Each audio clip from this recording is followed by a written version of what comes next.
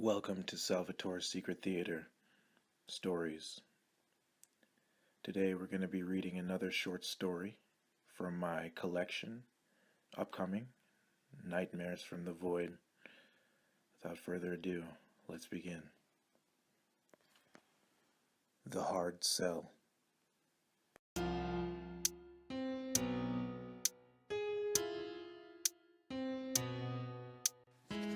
To be conscious is torture.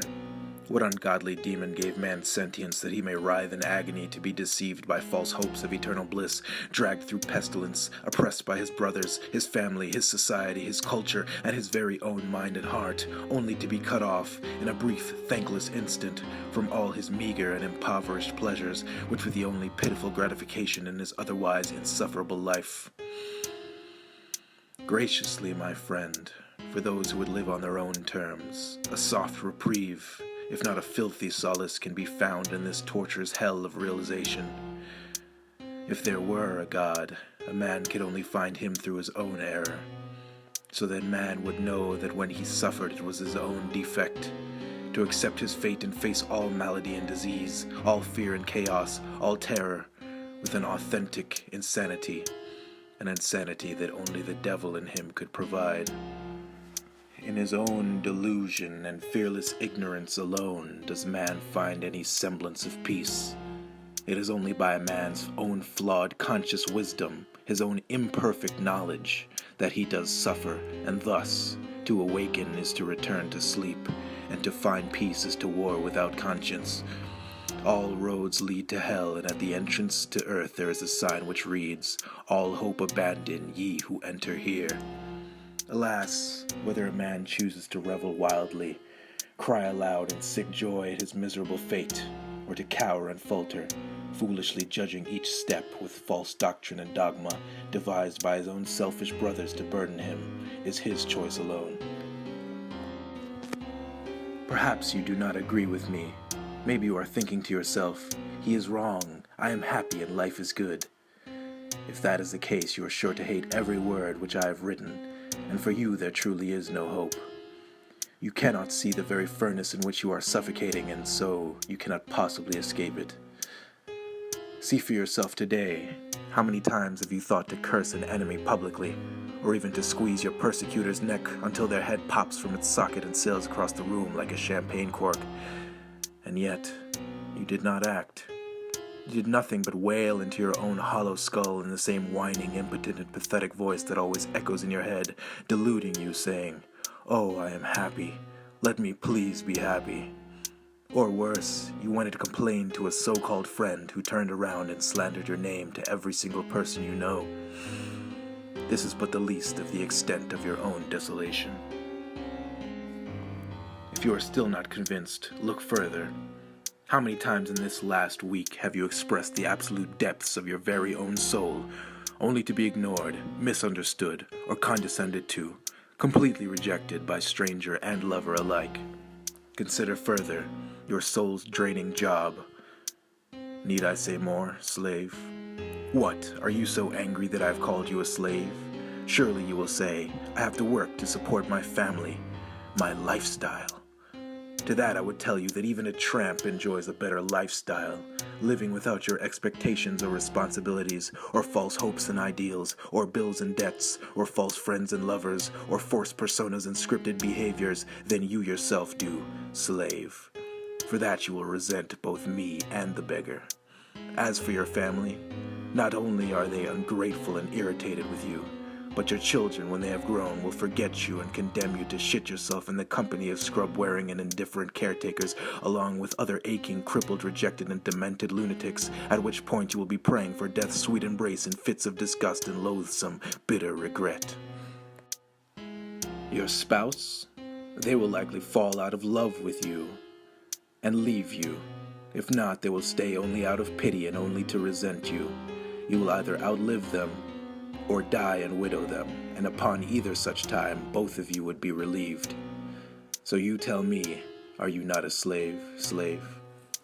Of course you will not assent, And when you have finished skimming through this tale, you will forget the notion entirely, returning to your series of anticlimactic and banal episodic reruns in the world of the living dead, living every moment in a half-conscious robotic daze, blindly consuming toxic and worthless trash and settling daily for a life you never wanted and never chose until you reach your mortal limit and croak while vegetating to daytime television. This is the fate of the modern-day slave. I write this not to insult you, but to remind myself of the life that almost was and could still be for me if I am not careful. You are probably wondering why I think I'm special or somehow above the norm in the law and better than you. It is because I am, and I am simply because I think and act for myself and myself alone. I've already explained to you how you do not. It is suffice to say that I am indeed better than you, or anyone else for that matter, and everything I do and have done is for my own bliss and benefit. There is only gain where there is nothing of my own soul sacrificed. It would have been bearable if I, or if anyone for that matter, had even the slightest bit of need for it. Even the ideals greatly esteemed by scholars, so boldly proclaimed by prophets and sages, had even the slightest fundamental worth in all of the creation of God. Yes, himself. There's one human in 10 million who are qualified to do it, and those accursed few are the ones who suffer it the most brutally. There's no way to make another love you, and when they do love, you can't love them the same. So the answer being clear to me at that time, I knew I had to be rid of the curse itself. You see, I was once in a very similar hell as you are in as you read this. There were times in my short life when I found myself grasping at air, trying to build sandcastles in the typhoon of life's shores. This would have satisfied my mind endlessly, and I would have tirelessly wept and toiled over meaningless trophies and impetuous lovers for an eternity twice over. I would have spent lifetimes doing every single nothing that is worth doing as nobody. I would have even become king of the world and ruled over masses of adoring and hating idol worshippers and sold them every sort of mental affliction imaginable until every beck and call was answered and every wish I wanted was granted by the flocks. This would have been a wonderful way to spend life, yes. But I had a problem. My lover at the time, we'll call her a girlfriend, had caught me in the worst sort of hell imaginable.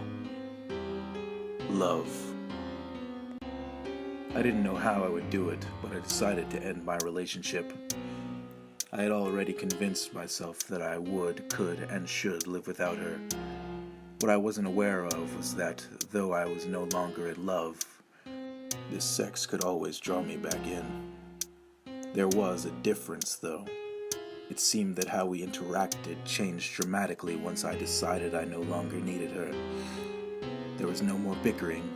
There was no more drama. It was just brief exchanges of words and pleasure, and we lived our lives as though we didn't need anything more. This carried on for 2 months until I realized that I no longer needed to move on.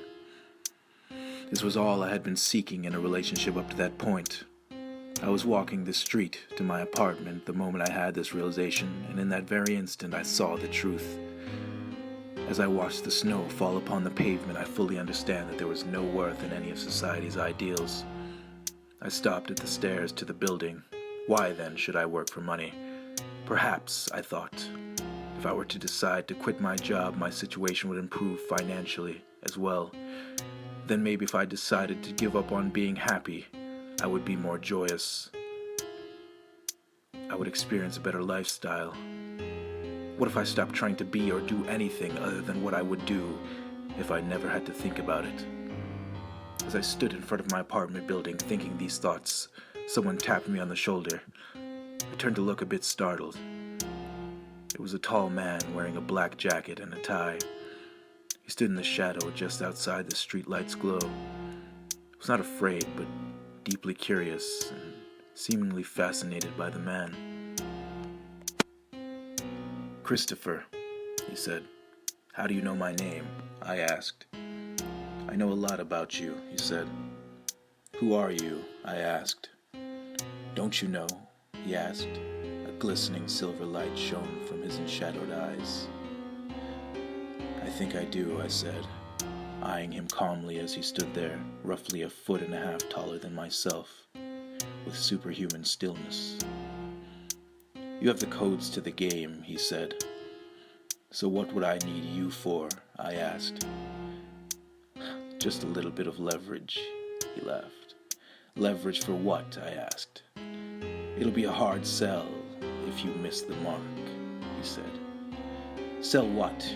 You're not making any sense, I said, beginning to doubt him. He chuckled as if he had heard the funniest joke no one should hear. He turned and began to walk away. Wait, I called. Sell what? The story, Christopher. The story, he yelled as he faded into the night. Since that night, I've not had a single worry in life. Everything I ever want simply comes to me at will. I've made more money in a year than most people make in their entire lives. Anything that anyone could ever want to do, I have done twice. I'm so utterly successful, people keep telling me that I must have sold my soul to the devil. I try to tell them. I say, no, I haven't sold my soul, but the devil has sold you.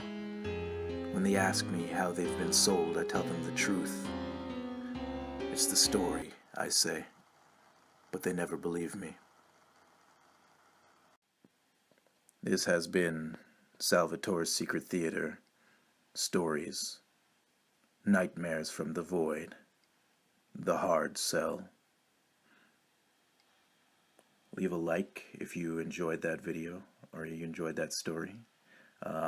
Subscribe if you want more content, and leave a comment below.